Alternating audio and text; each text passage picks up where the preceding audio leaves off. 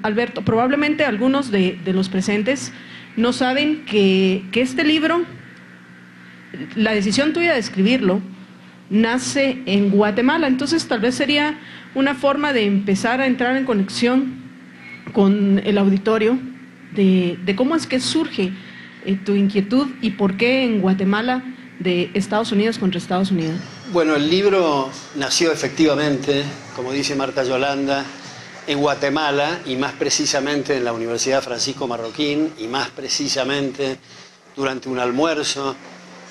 Y yo, en algunos casos, en algunos libros y en algunos ensayos, he tenido la idea, por alguna razón, que ese ensayo, ese libro, ese trabajo, esa tarea de investigación la tiene que hacer otra persona. Y insisto, y me pongo cargoso, y me pongo pesado, con que esa otra persona tiene que hacer ese trabajo, y doy bibliografía, y empiezo a ver algunos libros, hasta que finalmente lo hago yo al trabajo. Y esto fue una inspiración de Giancarlo Ibargüen, rector de la Universidad Francisco Marroquín, donde en ese almuerzo estaba viendo algunos de los libros objeto de esta investigación, y dijo, no sé si a propósito, sin querer, pero dijo: Alberto está pensando en su próximo libro. Y ahí hice el clic y decidí ponerme en la tarea. Me ayudaron muchos amigos acá locales en Guatemala, algunos de los cuales no quiere que se los mencione, pero esta tarea nace por una preocupación que seguramente ustedes también tienen respecto del baluarte del mundo libre. Este es un libro hecho con mucho cariño y admiración por el American Way of Life, por la contribución de los padres fundadores y toda la tradición de Estados Unidos, y por esa misma razón, una gran preocupación por los desvíos que han ocurrido, especialmente en los últimos tiempos, en ese país, que contradicen abiertamente los presupuestos, los valores, los principios, los sueños, las ideas de los padres fundadores. En mi columna semanal de esta mañana, que envié al Diario de América en New York, se llama Padres Fundadores, in memoriam, donde digo, esta vez yo no voy a hacer ningún comentario, no voy a glosar, no voy a hacer ninguna reflexión, solo voy a hacer citas de los padres fundadores para que el lector tenga sus propios elementos de juicio y saque sus conclusiones. Y hago citas del general Washington, de Thomas Jefferson, de James Madison, de George Mason, de Thomas Paine, de Benjamin Franklin y de otros autores, y con esas citas se ve un contraste muy marcado, un contraste casi violento, digamos, con lo que ha ocurrido en los últimos tiempos. No es solamente el problema en la administración de Bush II, sino que viene hace algún tiempo esta separación, darle la espalda a esos principios. Y en ese sentido tal vez pueda ilustrar la idea, porque este libro está dividido en distintos capítulos, es el espíritu estadounidense, el comienzo de la declinación. Luego me refiero a temas educativos, al tema del terrorismo, el tema del narcotráfico, el tema de los inmigrantes, el tema de la economía, muy diversos aspectos. Y tal vez ilustre esto con una reflexión del general Washington en 1785, donde dice el general Washington: nosotros en Estados Unidos tenemos que izar la bandera de la libertad y dar el ejemplo del respeto a los derechos individuales, pero no intervenir en otros países, y mucho menos militarmente, porque si intervenimos en otros países va a aumentar el gasto público, va a aumentar el endeudamiento, va a aumentar el déficit fiscal. En nombre de los secretos de Estado se va a cercenar la libertad de prensa, en nombre de la seguridad se va a cercenar los derechos individuales, va a haber detenciones sin juicio previo, escuchas y espionajes de distinta naturaleza, como en la práctica ha ocurrido. Esto es en 1700 y pico, estamos hablando del siglo XVIII. Y además, para ilustrarlo y terminar esta pequeña introducción, hago un análisis del tema económico en este libro. En Estados Unidos, la administración Bush tiene el triste récord de haber tenido la tasa más alta de los últimos 80 años en la relación gasto público-producto bruto. Se consumió el superávit de la administración anterior y deja 600.000 millones de dólares de déficit. La deuda estatal ha crecido notablemente, se ha duplicado en los últimos 10 años, ahora significa el 70% del producto bruto, del cual el 50% está en manos de extranjeros porque no alcanza la succión de ahorro interno en Estados Unidos para financiar este ritmo del gasto público. Si uno abre el presupuesto nacional y lo estira al año 2017, todos los impuestos federales no alcanzan para financiar un solo programa, que es el de seguridad social. Las regulaciones, y subrayo muy especialmente este punto, las regulaciones ocupan 75.000 páginas anuales, especialmente en el mercado bancario, financiero e hipotecario. Lo que han hecho estas empresas de control gubernamental, Freddie Mac y Fannie Mae, ha sido lamentable. La ley de reinversión comunitaria ha producido unas distorsiones fenomenales en el mercado inmobiliario. La Reserva Federal ha mantenido comprimida la tasa de interés artificialmente, lo cual hace aparecer en el mundo de los negocios que son rentables determinados proyectos y en realidad son antieconómicos y solo aparecen como rentables artificialmente debido a esa tasa de interés artificialmente baja. Y todavía les digo a ustedes, amigos, y espero que podamos intercambiar ideas con respecto a esto, todavía hay algunos distraídos que dicen que esta es la crisis del capitalismo. Esto ya ocurrió en el 30, que se inició con los acuerdos de Génova y Bruselas de los años 20, que produjo ese boom de los años 20 y el crack de los años 30, también con una política errática de la Reserva Federal, como señala Milton Friedman y Anna Schwartz en su Historia Monetaria de Estados Unidos. A esto se agrega la patraña de la invasión preventiva en Irak. Se agrega lo que decíamos recién, el cercenamiento de las libertades individuales. Hay un autor que lo cita, Bin Laden, diciendo que su éxito va a ser la destrucción de lo que en Occidente se llama las libertades individuales. Benjamin Franklin decía que si se renuncia a alguna de las libertades en pos de la seguridad, ese país no merece ni la seguridad ni la libertad. Y ahora viene el rescate, el salvataje, que significa meterle la mano en el bolsillo al verdulero, al plomero, al desempleado para financiar a los señoritos de Wall Street, a irresponsables que han utilizado equivocadamente instrumentos financieros o han equivocado el camino. Y una de las cosas importantes de la sociedad abierta y de los mercados libres es quienes en los cuadros de resultados muestran rojos o muestran pérdidas que erraron en el camino. Esos activos hay que darlos de baja y no ser financiados coactivamente por los contribuyentes de otros sectores.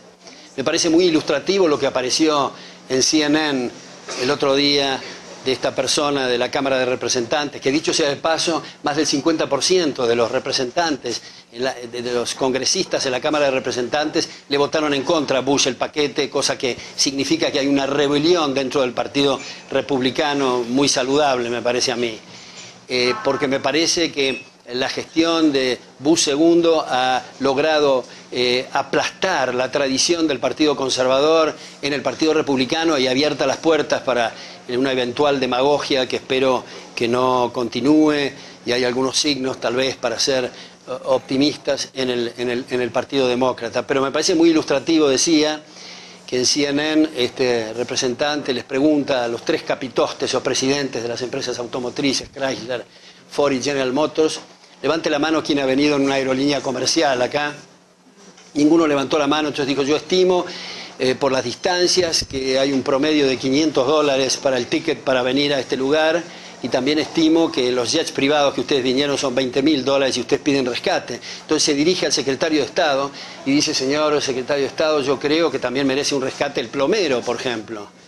Y Paul Paulson, que no tiene ningún sentido del humor y que se toma estas cosas en serio y no sabe captar la ironía, me parece a mí, se lo toma en serio y empieza a elaborar por qué el plomero no merece un un salvataje y por qué la industria automotriz sí la merece, y en realidad la respuesta es que la industria automotriz tiene más poder de lobby que el plomero.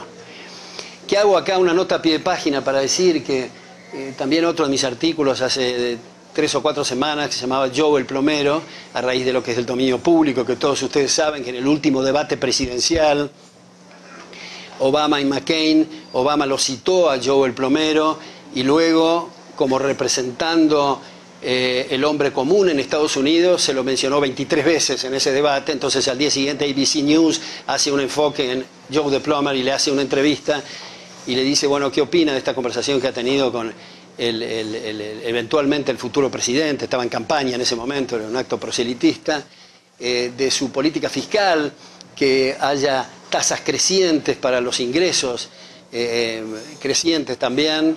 Y dice Joe the Plumber, no me parece una buena idea. Pero no, yo me estoy refiriendo a gente que gana 1 millón, 5 millones de dólares, pero tampoco me parece una buena idea, porque eso es castigar la eficiencia. Quiere decir que cuanto más eficiente y productivo es una persona, más se le da palos fiscales. Y una cosa que ponía en el artículo que me fascinó es que Joe the Plumber no tenía licencia para operar como plomero, porque me parece, para decirlo suavemente, en un terreno académico, si quieren, una imbecilidad total que el plomero tenga que tener un permiso gubernamental para arreglar inodoros y soldar caños. Decía en ese artículo que es Joe the Plumber el que eventualmente debería ser el presidente. Bueno, hago esta introducción y después seguimos.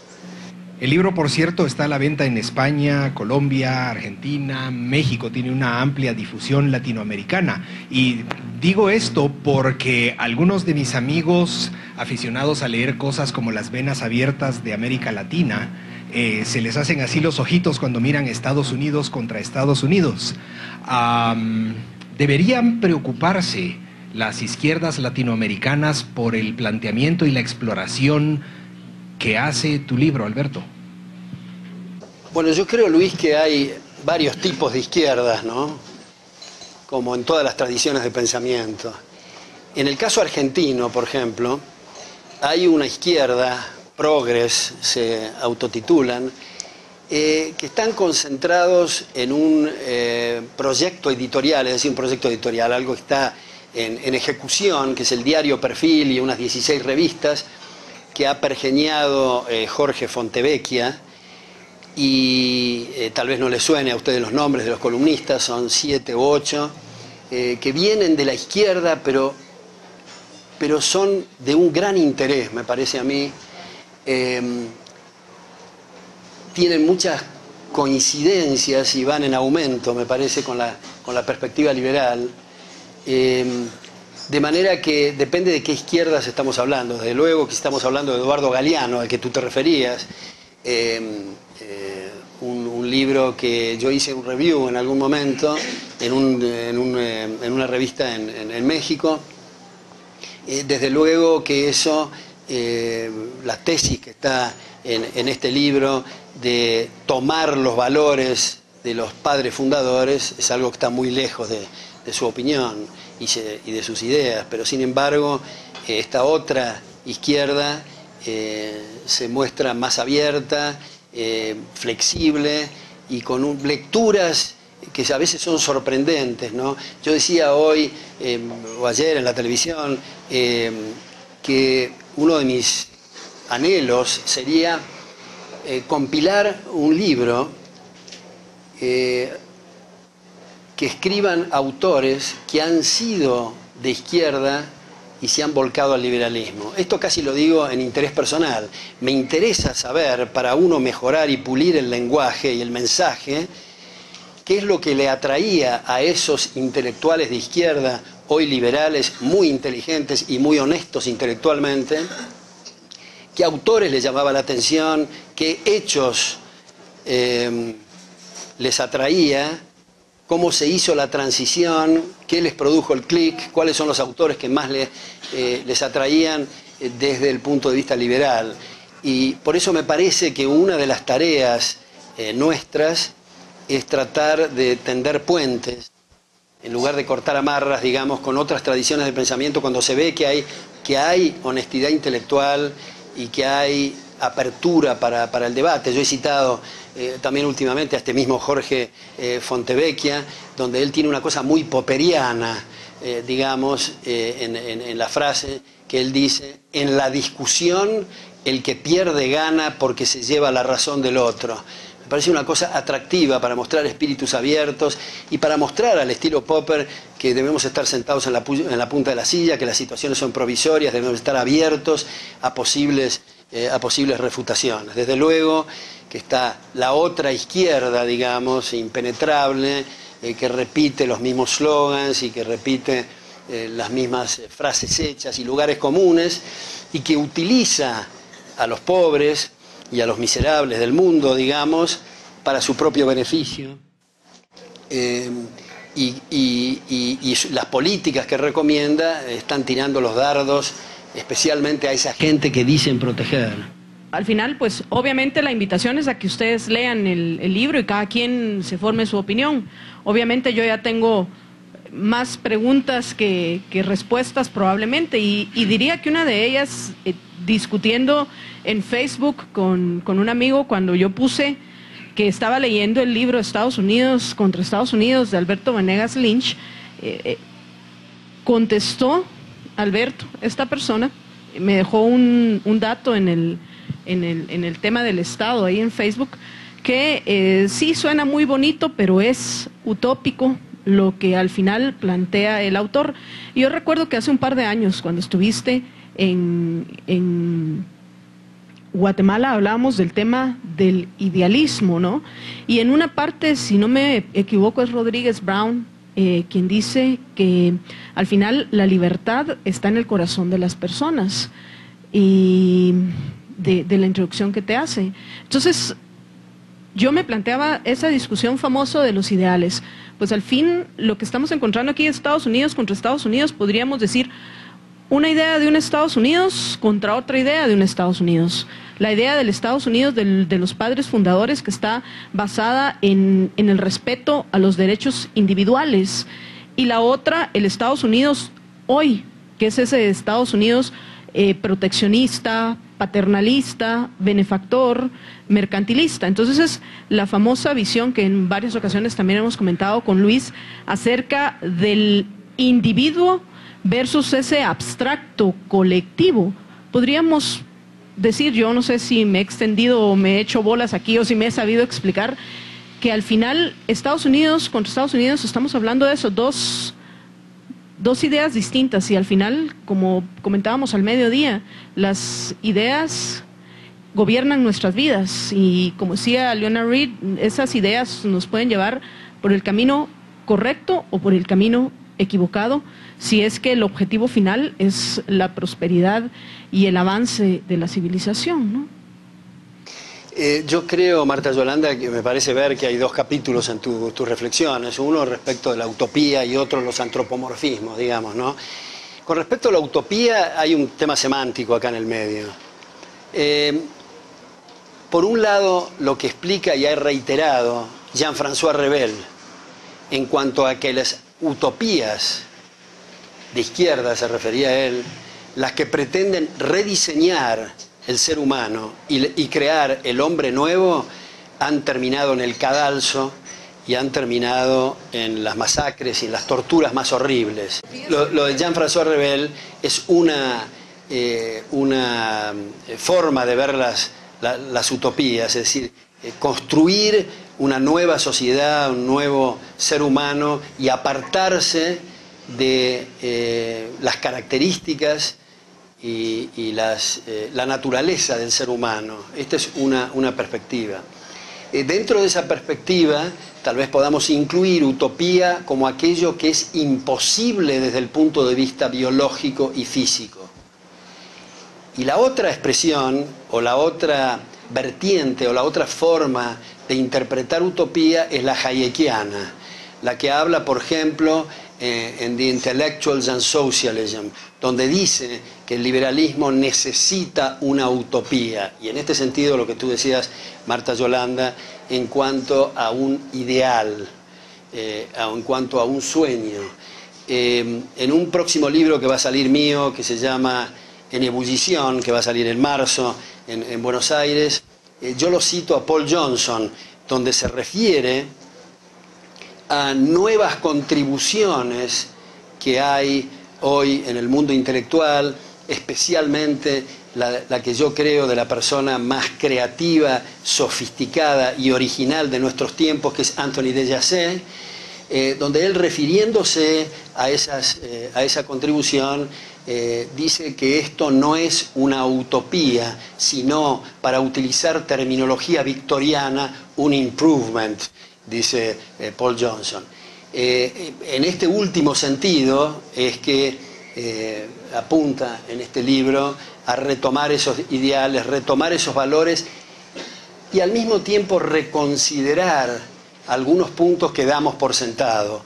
Ernst Cassirer decía que dentro de 50 años, escribía él, los politicólogos del futuro nos van a mirar a nosotros como hoy mira un químico moderno a un alquimista de la antigüedad. Esto es para subrayar que no está todo dicho. Mi lema favorito es el de la Royal Society de Londres, que es Nullius in verba, que es parte de un verso de Horacio que dice: no hay palabras finales, no hemos llegado a ningún desideratum y jamás vamos a llegar. Por eso este libro mío se llama En ebullición.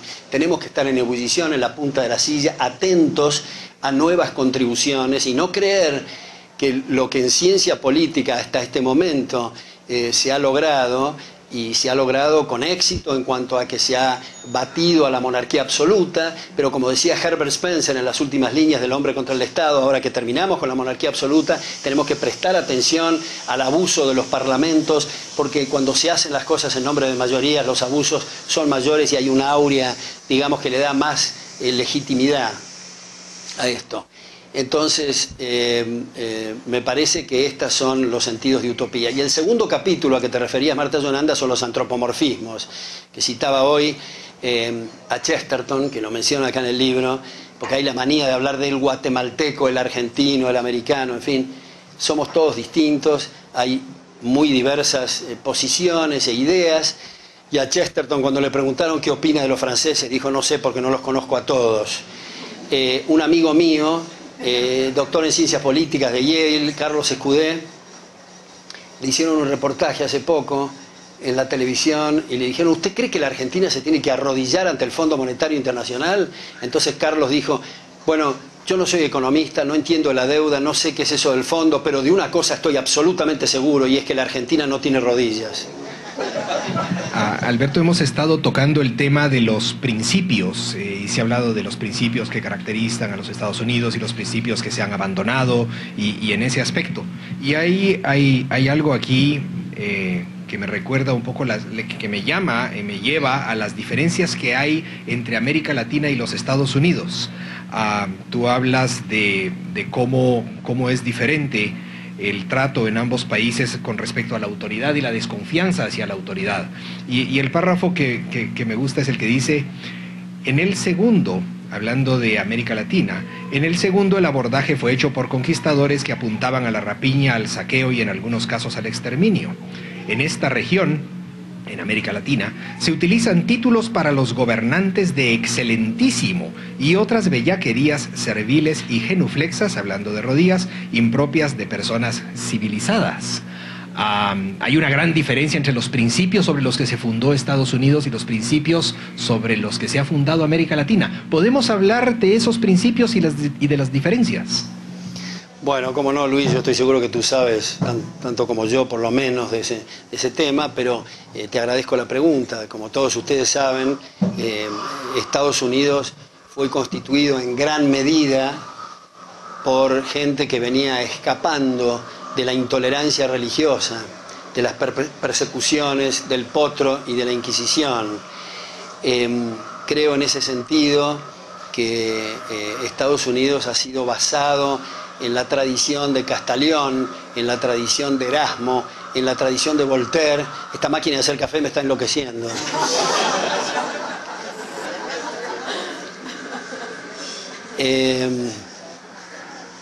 Y en ese sentido, a raíz de una carta de Jefferson con una de los representantes de alguna de las denominaciones religiosas, él bautizó la separación tajante entre el poder y las iglesias o entre el poder y la religión como la doctrina de la muralla, que me parece que es muy ilustrativo. Por eso, entre otras cosas, digo que me preocupa y a veces me viene la fotografía de Saddam Hussein cuando lo he visto a Bush persignarse antes de una reunión de gabinete. Creo que las relaciones entre el fuero íntimo, yo creo que la religión como el amor son cuestiones privadas y que no hacen al monopolio de la fuerza que habitualmente llamamos gobierno. Sin embargo, en América Latina en gran medida también, y hubo honrosas excepciones, se ha hecho o ha comenzado o ha nacido en base a la idea de la Guerra Santa, en base a las religiones oficiales, que yo creo que han hecho mucho daño porque la persona de distintas religiones cree que posee la verdad absoluta, y alguien que tenga el monopolio de la fuerza diciendo o pensando que tiene la verdad absoluta es un peligro para el resto de la ciudadanía, el resto de las denominaciones religiosas o no religiosas. De manera que hay diferencias en el inicio muy sustanciales referidas a estos puntos y otros, en fin, donde comenzaron las distintas historias y hay una divergencia. Y lamentablemente la preocupación hoy mía, no sé si de ustedes o de alguno de ustedes de Estados Unidos, es que se viene latinoamericanizando a pasos agigantados Estados Unidos. Cuando uno lee otra vez las reflexiones, las sabias reflexiones de los padres fundadores, por ejemplo, James Madison sostiene en 1792 que el motivo por el cual existe el gobierno es para proteger los derechos de propiedad, y un gobierno que no protege los derechos de propiedad es un gobierno ilegítimo. Entonces observemos lo que está pasando con el salvataje hoy, por ejemplo. Que yo comprendo que hay muchos en Estados Unidos y en América Latina, algunas personas que tienen sus activos colocados en Estados Unidos y quieren que los salven otros, que otros sean los que paguen el plato roto. Es una posición muy cómoda, pero muy injusta, me parece a mí. Y que a la larga prolonga y empeora la situación recesiva o la crisis. Regresando al tema del antropomorfismo, que el antropomorfismo básicamente es asignarle a colectivos abstractos cualidades que solo son propias de los humanos. Y regresando a ese punto, una de las diferencias principales entre los principios que van a fundar los países, los estados latinoamericanos y Estados Unidos dependen de la visión de voy a confiar en el Estado a que me solucione la vida, o como hicieron los padres fundadores de Estados Unidos, voy a desconfiar del ejercicio del poder. Entonces llama mucho la atención que pues, y como tú muy bien lo dices, ya ahora en Estados Unidos también aparece una práctica común, que a cualquier problema, rápido primero las personas levantan la mano y que el Estado se haga cargo, olvidando que el Estado, así como la Argentina no tiene rodillas, por tanto no se puede arrodillar, el Estado tampoco puede solucionarle la vida a nadie. Al final van a haber personas detrás de ese concepto del Estado que van a estar actuando y tomando decisiones por todos. Entonces esa sería considero yo, un principio básico que tú hablas en el libro, ya en los capítulos finales, acerca de esas famosas reservas morales de personas que son básicamente con vamos a ver, para que no suene a verdades absolutas, personas con las ideas más claras de cuál es el camino correcto, si nuestro objetivo es el progreso, el mantenimiento y enriquecimiento de la civilización y el caminar a un verdadero bienestar para todos los seres humanos. Y pensaba yo en estas famosas reservas morales que, a pesar del listado de instituciones, de personas que tú mencionas en el libro, al final son grupos pequeños. Entonces, estas reservas morales a las que tú te refieres son el equivalente a las élites que han habido en todas las etapas de la historia de la humanidad, que han contribuido con esa discusión de ideas a cambiar el futuro?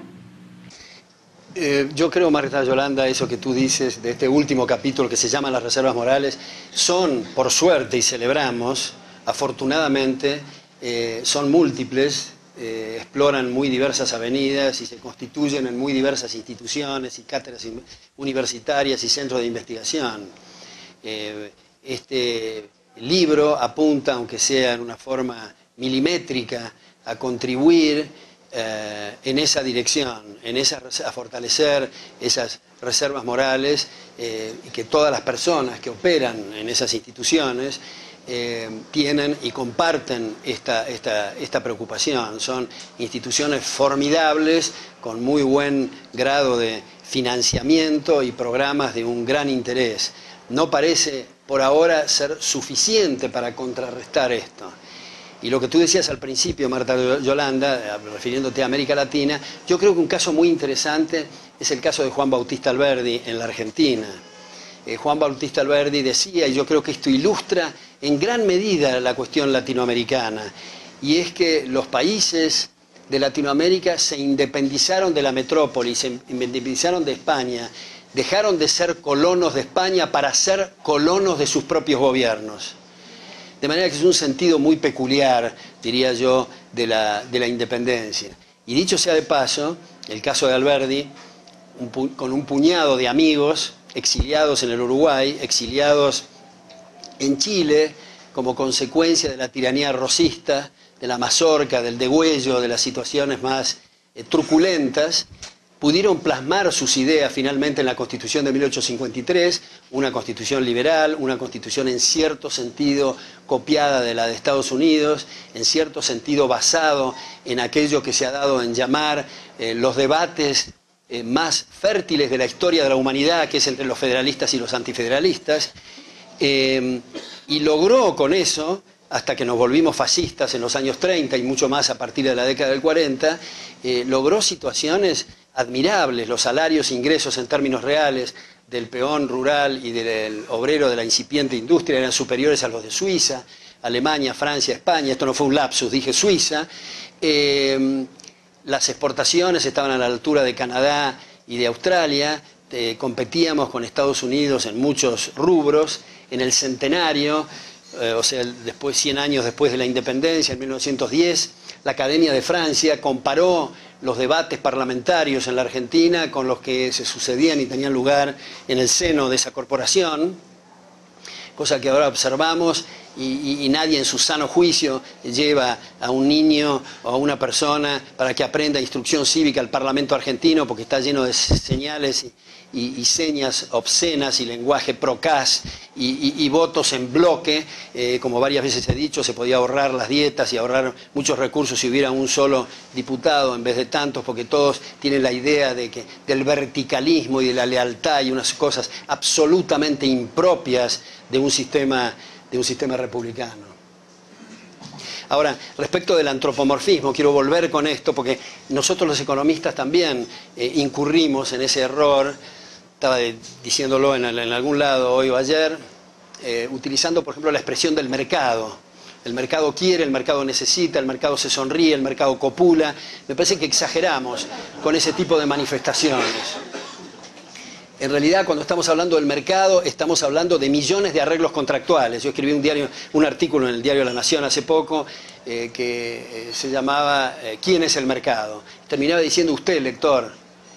Digamos, somos todos parte del mercado. Entonces, acá hay un tema de soberbia, de arrogancia, de presunción de conocimiento. Me parece muy ilustrativo el título del último libro de Hayek, La arrogancia fatal. Esto es, en lugar de permitir el funcionamiento y la coordinación de conocimientos dispersos y fraccionados, se concentra ignorancia en ampulosos comités de planificadores que por la naturaleza de las cosas tienen que equivocarse, como explica Thomas Sowell. No es una cuestión de tener ordenadores o computadoras de memorias muy amplias que pueden almacenar una cantidad grande de datos. Es sencillamente que la información no está disponible antes que el hombre actúe. Entonces, el hombre en el spot, digamos, es el que tiene ese conocimiento y a veces ni siquiera es articulable. Por eso Michael Polanyi hablaba del conocimiento tácito. Tú mencionaste la latinoamericación de los Estados Unidos y entonces me acordé de algo que me parece ilustrativo. El negocio de la compra-venta de un carro en Estados Unidos se perfecciona cuando yo te entrego las llaves y tú me entregas la plata. Aquí en Guatemala no se perfecciona ni cuando va uno con el notario, ni cuando lo inscribe en el registro de la propiedad, ni cuando lo inscribe en la policía, ni cuando lo inscribe en el Ministerio de Finanzas y en la SAT. Eso nos da una perspectiva de cómo son de diferentes ¿Cuándo se perfecciona? cosas. Pregunto yo, ¿cuándo se perfecciona? Cuando se muere, cuando se muere el titular, cuando se muere el titular. Sí. Si no te lo roban antes. Sí. Bueno, eso nos pone en una perspectiva diferente. Y luego uno se pone a pensar en las imágenes de latinoamericanos regresando encadenados, deportados a sus países. Y uno se horroriza cuando mira eso, pero si nosotros vemos cómo tratamos nosotros a los ecuatorianos y cómo tratamos a los salvadoreños que van para los Estados Unidos, no es diferente. No es diferente. Y si pensamos en los banqueros del salvataje, tampoco es diferente. Lo que veo espantado es que esa latinoamericación está como ahí demasiado presente. Y entonces tiendo a sentirme pesimista y digo, chispas, de verdad está ocurriendo. Pero ¿el libro es para darnos ánimos o para desanimarnos? Bueno, yo diría para darles ánimos y para darme ánimo. Pero quiero retomar esto que tú acabas de decir, que me parece muy importante, Luis. A raíz de esta crisis en Estados Unidos, o que ha tenido epicentro en Estados Unidos, veo que muchos dirigentes latinoamericanos usan eso de pretexto para las crisis locales. Y creo que es importante subrayar que esta crisis es de una importancia, diría yo, tangencial. Es importante, pero es tangencial respecto de los manotazos y respecto de los desvaríos de los gobiernos autóctonos, de los nativos, digamos. El principal problema, creo yo, en Latinoamérica son los políticos y los gobernantes, de los gobernantes locales.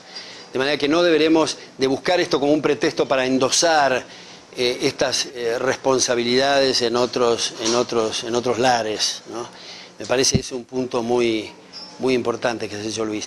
Ahora, uno no tiene la bola de cristal, no sabe cómo va a seguir esta historia, pero en la medida en que se perciba la importancia de estos principios y de estos valores, en esa medida vamos a estar más seguros en el mundo libre, porque lo que le ocurra a Estados Unidos le va a ocurrir al mundo libre tarde o temprano.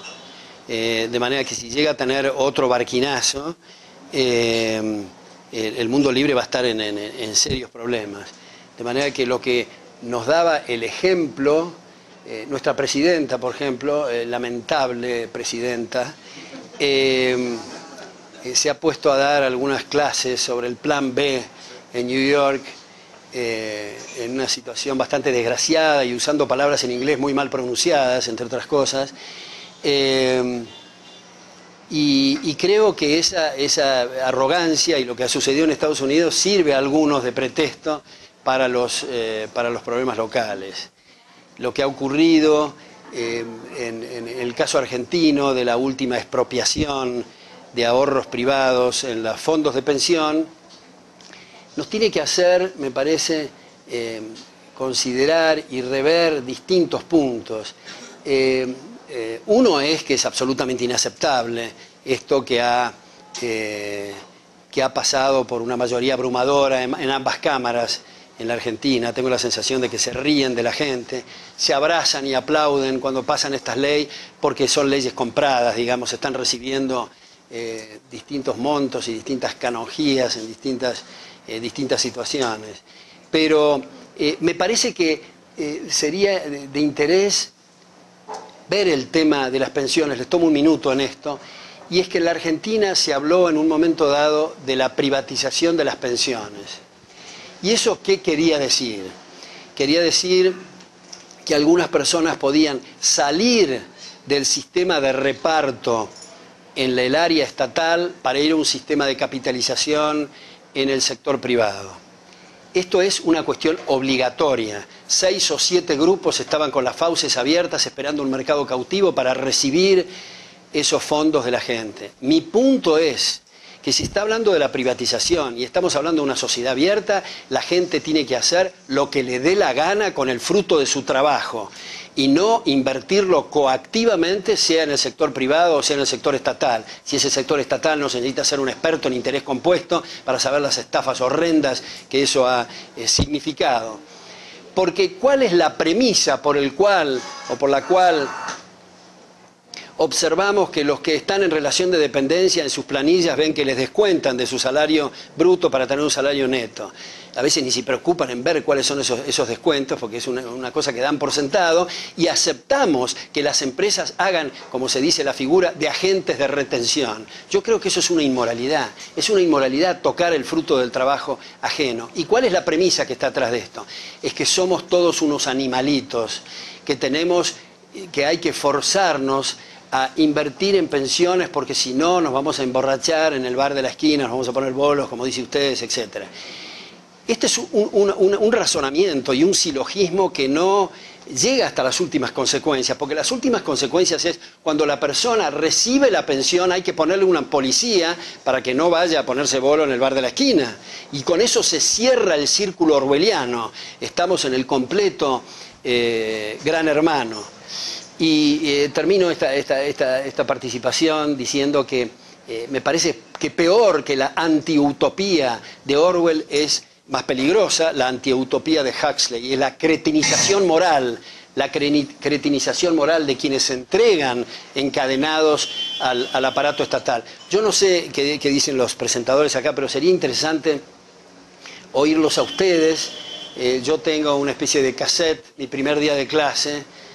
Van 40 años de clase y siempre digo lo mismo, el primer día de clase, si digo algo que no resulta claro, interrúmpanme, si digo algo que no están de acuerdo, discútanme, pero si creen que es claro y están de acuerdo, discútanme igual y hagan de abogado del diablo, porque es un ejercicio muy interesante, porque puede aparecer prima facie algo que es claro y resulta que cuando se empieza a discutir no era tan claro, tenían unas aristas que hay que pulir, etcétera. La pregunta es la siguiente. Sí. La teoría del ciclo económico de la escuela austriaca nos dice que el Estado no debe intervenir en la tasa de interés. Yo pregunto, ¿la tasa de interés de corto plazo influye o afecta la tasa de interés de largo plazo? Bueno, voy a hacer una digresión antes de responder eso, retengo esa pregunta, pero el tema de la tasa de interés, el tema bancario y el tema financiero me lleva a un punto vinculado estrechamente a la actual crisis, y es la necesidad urgente de revisar el sistema bancario. Como todos ustedes seguramente saben, hay 3 sistemas bancarios. El sistema de la reserva total en los encajes, el sistema llamado de free banking y el sistema fraccional. El sistema fraccional es en el sistema que estamos. El sistema fraccional significa que el gobierno, a través de la banca central, manipula los encajes.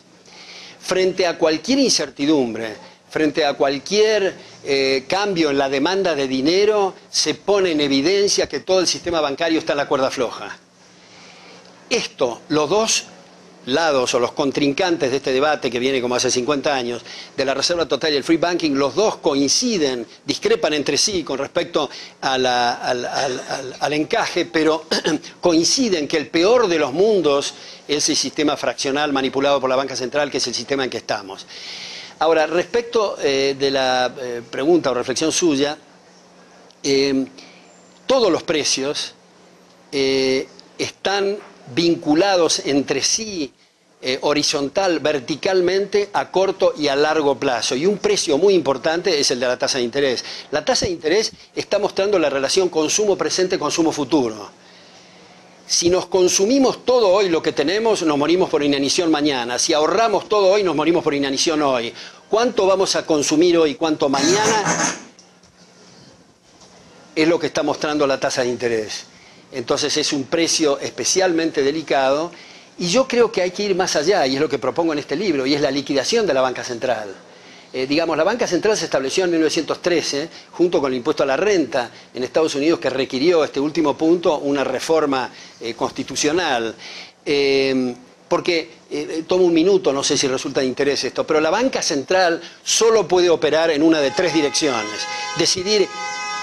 Decidir a qué tasa va a expandir, a qué tasa va a contraer, o si va a dejar igual la masa monetaria. Esto es puro sabotaje, me parece. Cualquiera de las tres decisiones que se adopten, expandir la tasa monetaria, contraer o dejar la masa monetaria igual, va a estar afectando los precios relativos respecto de la situación que hubiera sido si no hubieran expandido, si no hubieran contraído o si no hubieran dejado igual la masa monetaria. Porque si dejan igual la masa monetaria y el mercado hubiera preferido tener más dinero, están en un proceso deflacionario. Si hubieran preferido tener menos dinero, están en un proceso inflacionario. Y si alguien dice, bueno, pero ¿qué tal si esta gente tiene la bola de cristal y son este fine tuning que se dice, son brujos que tienen una visión especial del futuro para dejar la masa monetaria en el mismo nivel que el mercado hubiera preferido? La pregunta es, ¿para qué se metieron si van a hacer lo mismo que hubiera hecho el mercado? Con el agregado que la única forma de saber lo que hubiera querido el mercado es dejarlo operar. De manera que la banca central es un pretexto para manipular los patrimonios ajenos. Y como dice Hayek en su libro La desestatización del dinero, esperemos que no tenga que transcurrir otros 200 años, igual que se demoró para ver la necesidad de separar la Iglesia y el Estado, que se separe el dinero del Estado, que es una mercancía igual que cualquier otra, y la gente en las relaciones contractuales tiene que decidir cuáles son los activos que prefiere. De manera que el punto central es la banca central. Este es el momento. Y Milton Friedman, y no estoy haciendo un alarde acá, pero digamos lo repito en todos los semestres, en la página 55 de Moneda y Desarrollo Económico, editorial al Ateneo, de Milton Friedman, él dice, todos los problemas monetarios comienzan con la creación de la banca central. Partiendo de la premisa tener una banca central. Yo he oído un debate entre los austriacos actuales entre, bueno, sin tener la banca central, ¿cuál es su visión entre fractional reserve banking, sin tener la banca central, y el 100% gold standard? Bueno, mi inclinación, aunque tengo mis momentos también, pero mi inclinación es al free banking. Porque, si bien es cierto, tal vez yo invertiría o colocaría mis recursos, y siempre estamos hablando de encajes, en cuentas corrientes, no en depósitos a plazo. Los depósitos a plazo tienen encaje cero, digamos, para hacer la diferencia y el arbitraje entre la tasa pasiva y la tasa activa. Pero, yo invertiría eventualmente mis ahorros en aquel banco que decida tener un encaje de 100%. Pero no veo la razón moral ni jurídica para prohibir una relación contractual entre un banco y sus clientes que le dice, yo no voy a tener encaje del 100% y como contrapartida, por ejemplo, no les cobro comisión por los depósitos en cuenta corriente. Y el cliente le dice, está bien, haga lo que le parezca, pero si yo vengo a la ventanilla del banco y usted no tiene los fondos, yo lo ejecuto. Y corren ese riesgo. El banquero está entre un fuego cruzado, entre el clearing de otros bancos y sus clientes, digamos. De manera que con mi amigo Jesús Huerta de Soto tenemos esta discrepancia con el encaje total, y no es solamente con él, digamos, hay un debate muy respetable entre las dos posiciones, que viene, como digo, hace 50 años y promete seguir unos 50 años más, digamos. Según tengo entendido, no es la primera ni va a ser la última crisis que vamos a tener. Me pregunto, ¿por qué tanta bulla para esta crisis? Número uno. Y número dos, también mencionan que esta crisis es de confianza. ¿Podría tener usted un comentario al respecto? Bueno, la confianza o la desconfianza, a mi juicio, se basa en conjeturas del mercado respecto de situaciones reales que ocurren. Yo creo que, esto lo digo en mi libro, y dicho sea de paso, recibí algunos mails cuando salió este libro y me dijeron, ¿cómo lo escribió tan rápido, digamos, con el asunto de la crisis? Y venía de hace 2 años trabajando con este asunto. Pero, digo que la crisis en el mercado inmobiliario es solo la punta del iceberg de un problema mayor. Y el problema mayor son las regulaciones del gobierno, es el gasto público, es la deuda, es el déficit fiscal. Ahora, ¿por qué tanta bulla? Bueno, la bulla la provocaron los sucesos que han ocurrido, y la bulla se incrementa en la medida en que los gobiernos gastan trillones, y son cifras ya inimaginables, y hay que cambiar los dígitos de las máquinas de calcular, y los libros de contabilidad, las columnas, para poner todos estos dígitos de recursos detraídos de los contribuyentes. Así que si usted le preguntara, si usted hiciera esta misma pregunta a los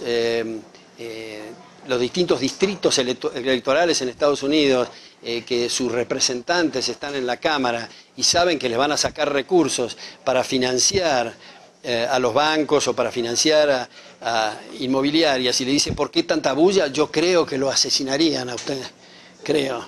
Muy enojados estarían, ¿no? Porque la bulla es que los están haciendo más pobres. Yo quisiera retomar el título del libro, porque evidentemente lo que nos tiene a todos sorprendidos es que por primera vez en 50 años, si no estoy mal, el país que hacía tanto tiempo nos daba certeza al mundo entero, pues está sufriendo una crisis que evidentemente afecta a todos los países del mundo. Y casualmente están saliendo un presidente de 8 años, entrando otro, y la pena que probablemente tenemos es que es Estados Unidos el país que se está anunciando que colapsa, y no colapsa por el Estado, sino que colapsa por los abusos que me parece que usted nos ha compartido, se han cometido a un nivel muy alto en la banca privada del país, porque es el Estado el que está viniendo a solventar una crisis que no debía de ser solventada por el Estado, si no mal entiendo. Entonces, los que no conocemos el trasfondo de su libro, quisiéramos tal vez retomar el tema hacia no tanto lo económico, desde el punto de vista económico, sino que hacia dónde, por qué Estados Unidos contra Estados Unidos, en momentos en los que estamos todos sentados viendo qué va a pasar, porque que quebrar a cualquier otro país era pues suficientemente entendible, pero hasta Europa está muy preocupada por lo que va a suceder ahí. Le agradezco la pregunta, pero creo que me he expresado muy mal, porque en realidad lo he tratado de expresar, y lo que pongo acá en este libro, es que es el aparato estatal, el monopolio de la fuerza, lo que llamamos gobierno, lo que ha provocado este enjambre. Porque una cosa son las fluctuaciones económicas y otra cosa son los ciclos económicos. Las fluctuaciones son naturales en el mercado, se pone de moda esto, aquello, se había invertido en esto y el mercado está dando otros síntomas, otros signos, y por lo tanto otras señales, y por lo tanto hay que reinvertir y recolocar y reasignar factores productivos. Sin embargo, el ciclo está producido por intervenciones gubernamentales, principalmente en el mercado crediticio de la tasa de interés, aunque no exclusivamente. Entonces, lo que estaba tratando de señalar es que si hay irresponsabilidad de algún empresario, el problema es de esa empresa en relación con sus dueños, los accionistas, según sea la estructura societaria. Y si la estructura societaria no sirve para controlar a los ejecutivos, se modifica la estructura societaria, pero no es un problema del Estado. Entonces, el meterse, lo que sí es un problema del Estado es, por ejemplo, en el Freddie Mac, digamos, el CEO del Freddie Mac cobró $90 millones. Eso sí es importante, porque eso es con los recursos de la gente y de los contribuyentes. Entonces, esto me suena como un abuso de confianza tan grande, que se hable de trillones de dólares de los recursos de los bolsillos que vienen de otras personas. Y la sociedad se hace invivible si se convierte en un enorme círculo donde cada uno tiene metido las manos en los bolsillos del prójimo. Por eso la insistencia del respeto a los derechos de propiedad de los Founding Fathers. Sabiendo que el salvataje es una injusticia, ¿verdad? ¿Usted no cree que es el menor de los males en la situación actual? Hacer un salvataje está planteando, si no se hiciera eso, ¿qué pudiera pasar en los Estados Unidos? Hagamos este ejemplo. Supóngase que yo estoy en una situación de quebranto, y para resolver el tema le saco la mitad de su patrimonio, personalmente le estoy diciendo. ¿Usted cree que es el menor de los males o estoy provocando un mal adicional, robándole a usted? Y ese es el punto. Bueno, yo tengo una pregunta final que espero que otros se le estén haciendo también, y regresando un poco a lo que comentaba Luis acerca de bueno, esto es para que el libro, para que seamos optimistas o que seamos pesimistas, aunque Alberto tiene una idea de que es bueno que hayan algunos pesimistas, porque al ser pesimistas van a actuar. Entiendo que me comentabas hoy, pero... Esta mañana tomé el desayuno con Musso Ayao y él me decía que es pesimista, digamos. Entonces yo le decía, yo soy muy optimista porque tú eres pesimista, porque los pesimistas van a hacer algo, los optimistas no van a hacer nada. Y me dijo Musso, ¿qué teoría optimista? Bueno, entonces al final la idea a la que iba era esto, porque el trasfondo de lo que realmente estamos viviendo es el ver cómo está muriendo o está en serios problemas la libertad individual y su compañera inseparable, que es la responsabilidad, producto precisamente de la intervención de los gobernantes, que nos han hecho o han hecho a muchos irresponsables, y ahora miramos que por cualquier cosa que salgan por favor a salvarnos, papá gobierno, y viene, ahí van 800,000 millones de dólares y inmediatamente el Dow para arriba, felices todos los inversionistas. Claro, a las 2 horas viene otra vez para abajo. Entonces al final el punto recordando esta tan repetida frase que se la adjudican a Jefferson, de la libertad es una eterna vigilancia a la misma, aunque a veces creo que el precio a la libertad es una eterna vigilancia a los tributos, porque al final a lo que le caen los gobernantes es a nuestros tributos, y en el caso ahorita de Estados Unidos, como está claro, a estos, como tú los llamas, los señoritos de Wall Street, que los vienen a salvar con los dineros de todos los tributarios que no están pagando para venir a salvar a aquel y a su jet privado para que pueda seguir viajando. Pero para eso están utilizando los recursos, y también para tapar los errores de los mismos gobernantes, que con su intervención han creado esa irresponsabilidad. Entonces yo sé que hay algún punto que me dijiste, pero bueno, Marta Yolanda, este capítulo es para discutirlo en un seminario porque ya es un tema muy, muy profundo. Pero el punto es ese y hablábamos a la hora del almuerzo, Alberto, acerca de esa, y quiero llegar a la responsabilidad de los liberales, en este caso, bueno, aquellos que quieran asumir esa responsabilidad, de qué hacer o qué papel jugar, o pues bueno, ¿qué vamos a hacer? Porque no nos podemos quedar de brazos cruzados. Está bien. Yo creo, para ilustrar con el caso de Guatemala, creo que es muy auspicioso que haya un grupo de personas que destinen su tiempo y sus recursos para este movimiento de pro-reforma, que básicamente es poner más candados y más límites al poder gubernamental. Creo que más allá de eso, y lo dejamos para un seminario, en este último capítulo, anteúltimo capítulo donde digo despejar telarañas mentales, una mirada al futuro, creo que hay que contrastar la propuesta de los padres fundadores, que en realidad es poner límites al aparato político en base al federalismo, es decir, en descentralizar el poder, porque tenían mucha preocupación con las mayorías compactas. Digamos, nosotros mismos, si discutimos en mayorías descentralizadas cómo manejar el color de la pintura de nuestros apartamentos, es completamente distinto de un Congreso en una mayoría compacta que va a decidir el subsidio de otra persona en la punta del mapa del país. En realidad, esto de pro-reforma no hace más que retomar la tradición constitucional desde la Carta Magna de 1215 en adelante, que significa poner límites al aparato de poder. En realidad, hoy las constituciones son declamaciones o aspiraciones de deseos. Derecho a una vivienda digna, derecho a una motocicleta con 2 caños de escape, derecho a hidrocarburos, derecho a vitaminas. derecho al orgasmo de la mujer, propusieron la gente de Correa en la Asamblea Constituyente de Ecuador. No prosperó por suerte, pero digamos, se llega a cosas que exceden a Bananas de Woody Allen, digamos, en mucho. Y eso es básicamente por la incomprensión de lo que significa el derecho. A todo derecho corresponde una obligación. Si yo gano 1000, todos ustedes tienen la obligación universal de respetarme los 1000. Pero si yo gano 1000 y digo que tengo el derecho de 2000 y el gobierno me otorga esos 2000, quiere decir que le ha lesionado el derecho a otro que tuvo que pagar la diferencia. Por eso es un pseudo derecho.